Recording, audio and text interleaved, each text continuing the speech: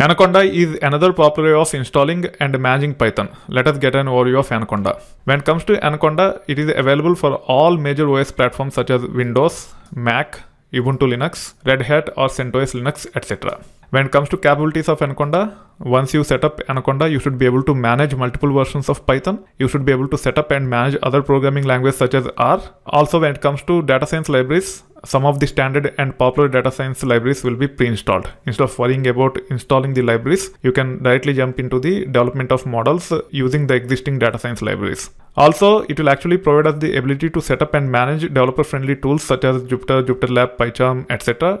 for us to actually take care of application development or data engineering pipeline development, etc. So these are some of the key capabilities of Anaconda. When it comes to installation, even though it is straightforward, I would not recommend to install on your personal laptop unless you have enough capacity. I would highly recommend you to have at least quad core and have 16 GB RAM to learn all these modern technologies. If you don't have that configuration, you should have at least 8 GB RAM with dual core before you set up Anaconda. If your system have only 4 GB RAM or lesser, and also if your system have only 1 core or 2 cores, I don't recommend to set up Anaconda on your machine. Rather, we have provided enough details to actually set up labs on your account in GCP using Ubuntu based virtual machine. Go through those steps, get $300 credit from GCP, leverage those $300 credit over a period of 1 year, and try to set up the environment and learn using that environment.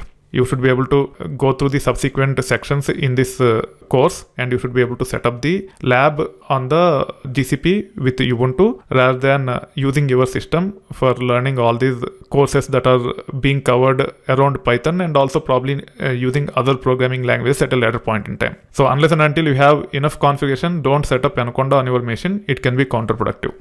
Now let's get into the details about setting up of Anaconda on Windows. Similar steps can be followed on Mac also. I might cover those as part of a separate video. That being said, I'll be using Chrome. Chrome is the default browser which I will be using on my Windows system, and hence I'm actually dragging and dropping into the taskbar so that it is accessible for me from here itself directly. And also I will not be using Internet Explorer, and hence I am actually unpinning from the taskbar. Now it is removed and we got the Chrome here. I will have the Chrome at the beginning. Now I should be able to click on this, and then either using address bar or the default search page of Chrome, which is nothing but Google, we should be able to search for Anaconda. In this case I am using address bar. You can also use this one. Okay, whatever is comfortable with you, you can use that. You can say Anaconda download, and then you should be able to go to downloadable of Anaconda by clicking on this link. Make sure you read the description and go to the appropriate link, and then you can actually click on download here.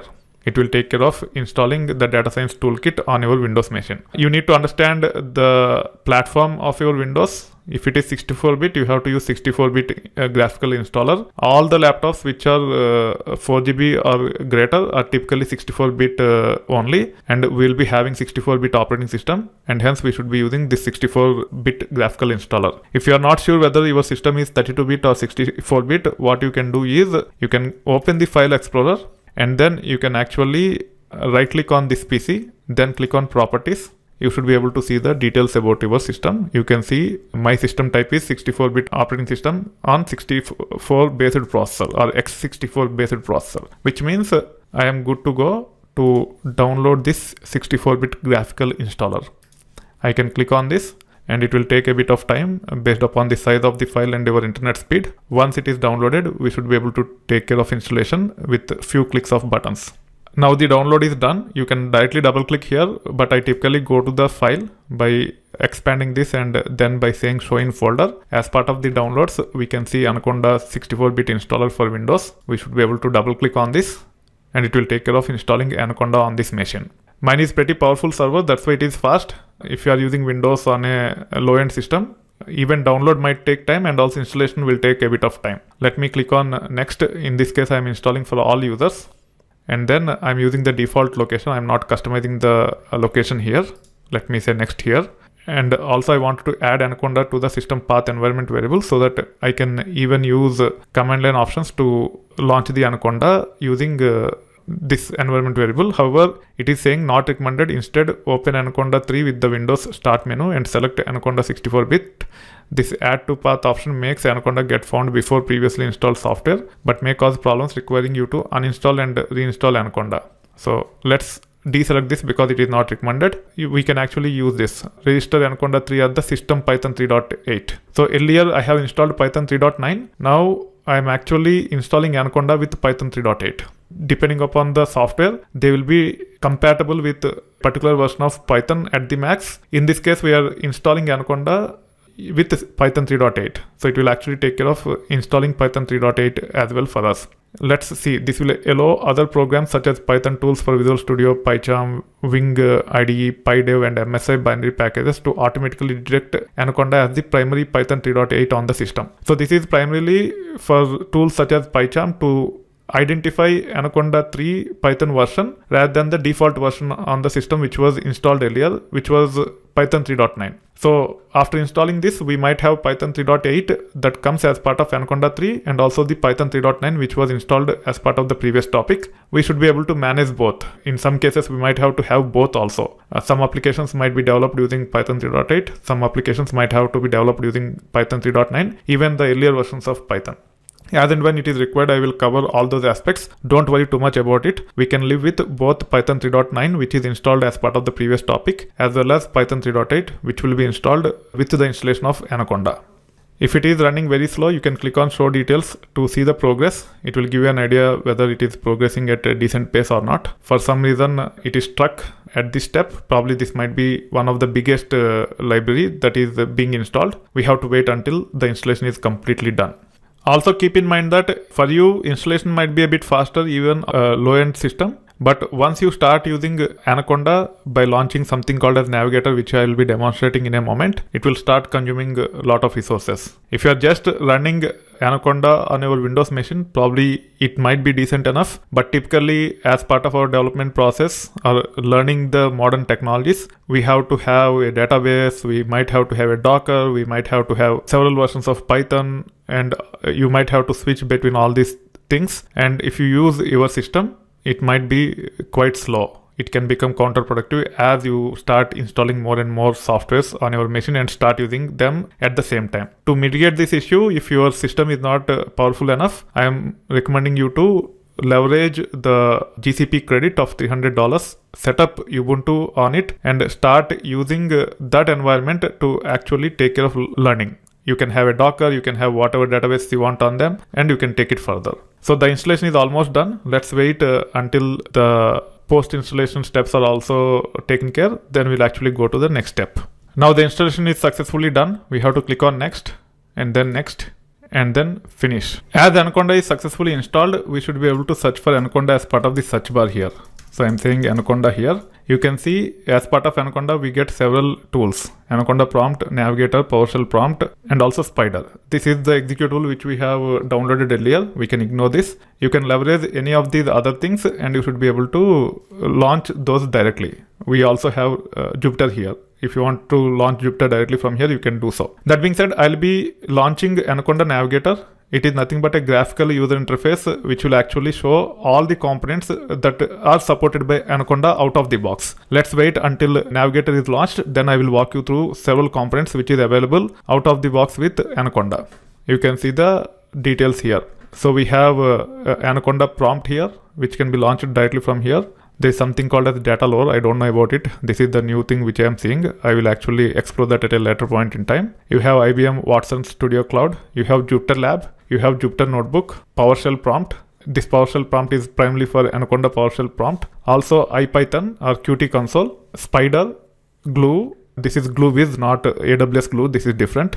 Also something called as Orange 3, RStudio, PyCharm, etc. And all these are installables. You can install those things using Anaconda and manage them. But all the other softwares other than Orange 3, GlueWiz, PyCharm, RStudio are already installed and you should be able to launch them directly. If you are planning to learn Python or Python related modules via ITVersity, typically we demo using Jupyter Lab. You can launch the Jupyter Lab from here.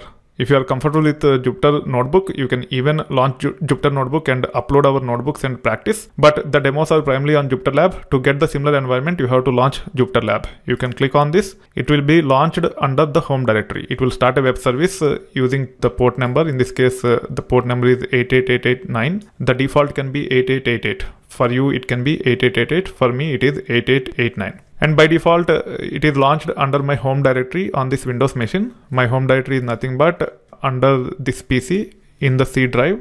It is nothing but users and then this one. This is my home directory, and you can see all the folders that are there here, also here, which means the Jupyter based environment is launched using the home directory of my account. Now I should be able to launch Python 3 notebook here. It will be launched by using untitled, and you can rename it and you can start learning the Python or Python related courses using the notebook environment. You can also upload the notebooks by clicking on this and choosing the location of the Python notebook in your machine, and then you can actually start executing the Python notebooks directly. As you proceed further and as you get into the topics related to Python at a later point in time, you should be able to upload the Python notebooks and you can actually learn using the Jupyter based environment on your PC if it is powerful enough. Keep in mind that there are some caveats. In my case, I have demonstrated using Jupyter based environment on Linux. In this case, it is Windows. I sometimes go to the console. If you try to go to console by using terminal here on Windows system, it might not work. Let's wait and see if it works. Typically, it doesn't work, saying it is not TTY based and all. Let's see what it says. I think it is not. Yeah, actually it have launched. I thought it will not be launched, but it is launched. We should be able to run the commands such as dir, and we should be able to preview the files here. Let's see ls-ltr type of commands work, and these are Linux commands. They are not working. So you should be able to access terminal. In the earlier versions, the terminal doesn't work on Windows, but now they started supporting it via PowerShell. So this is the PowerShell version, which is exposed using our Jupyter Lab environment. Even though you are able to launch this, there is a caveat with respect to the path. When it comes to Linux, the paths start with / and then rest of the folders. Whereas on Windows, they typically start with C drive : / and then the rest of the folders to get to the file. You just need to understand these differences, and you should be able to customize the paths, and you should be able to execute the notebooks that are provided as part of our courses. So make sure you only set up Anaconda and start using it if you have at least 8 GB RAM and at least 2 cores. If you have only 4 GB RAM, don't set up using Anaconda. It can be counterproductive for you. You can also launch Anaconda from different locations, but I am not going to cover those aspects for now. You can always launch the Anaconda navigator and launch the Jupyter Lab from here. It will actually start a web server, and the directory will be your home directory based upon the user you use to log in. And then you should be able to access all the folders from there. You cannot access the other folders, but all the folders from your home directory can be accessed using the Jupyter based environment on your Windows based machine once you set up Anaconda and start the Jupyter based environment. That being said, so far we have seen how to set up Python and also Anaconda. Now let's get into the other details. Let me actually go through the content and see what are the future topics which we will be using. As we are done with Anaconda, the next topic is understanding the Python CLI and also Jupyter based notebook, so that you are a bit comfortable with those things to learn Python, and then we'll actually get into the actual content with respect to learning all aspects of Python in subsequent sections and underlying topics.